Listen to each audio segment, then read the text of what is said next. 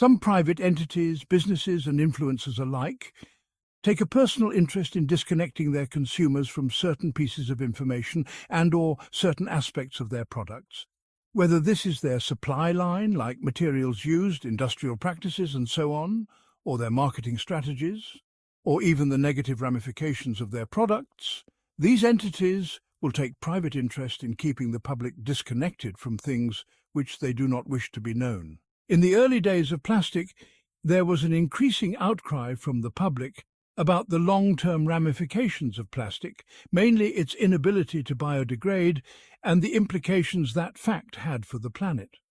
As public outcry grew, the plastic industry formulated a way to sneak by.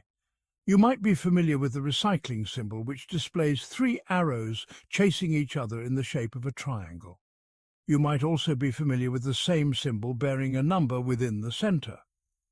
Much of the public does not know that the numbered symbols do not symbolize the item's ability to be recycled. Rather, they are symbols created by the plastic industry to identify which type of plastic the item is, therefore having no relevance to whether or not the item is actually recyclable.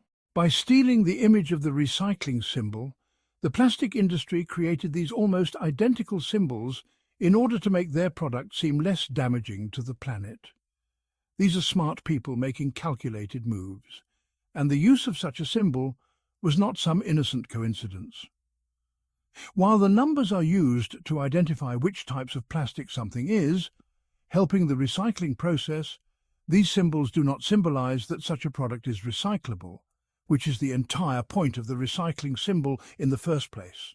Knowing this, the plastic industry has continued to use the symbols for decades, deceiving the unsuspecting public who believe the symbols on their recycling bins and on their plastic items to mean the same thing, but they don't. All plastics bear such symbols, identifying what type of substance is being used. One must ask themselves, if the plastic symbol truly was intended to reflect the recyclability of an item, why are some plastics unable to be and therefore never recycled? Plastics 6 and 7, which include styrofoam, polystyrene, are unable to be recycled, despite being extremely widely used. These are not accepted at recycling centres as they are not physically able to be recycled with today's accessible technologies. If not recyclable today, why would they bear the symbol of recyclability decades ago? Why do they bear the symbol with the exact image of the symbol for recyclability? This is by design.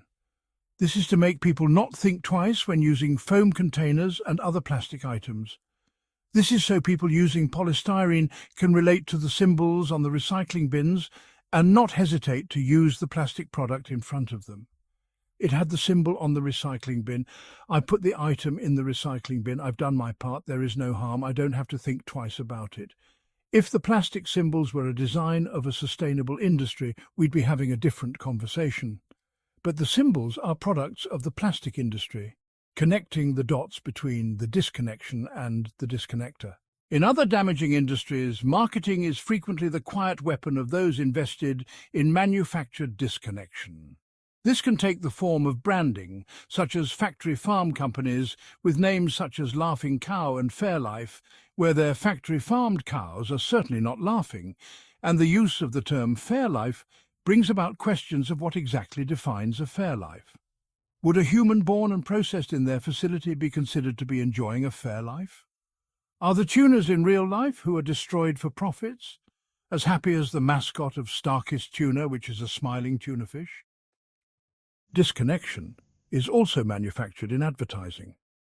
Take a 2017 Fiji water commercial showing a grimly coloured metropolis background and a foreground bearing the shape of their bottle filled with waterfalls, jungles and other images of paradise. Fiji water is a gift from nature to us, to repay our gift of leaving it completely alone, bottled at the source, untouched by man. The ad then fills the outline of the bottle with the actual image of their plastic bottle, as you would see it in real life. The ultimate irony of this is that we are not leaving nature alone, and after we use their bottle once, it will be discarded into nature, leaving nature to deal with it, even though nature is unable to deal with it. Not to mention the contradictions within this ad. How can we leave nature completely alone, yet bottle its fruit at the source and somehow leave it untouched by man? Under scrutiny, it just doesn't add up. When the dots are connected between disconnector and disconnection, the farce begins to crumble. Why are all plastics labelled with a recycling symbol, even when they cannot be recycled? Which cows are laughing? What is a fair life? If a human were put in that situation, would it be considered fair?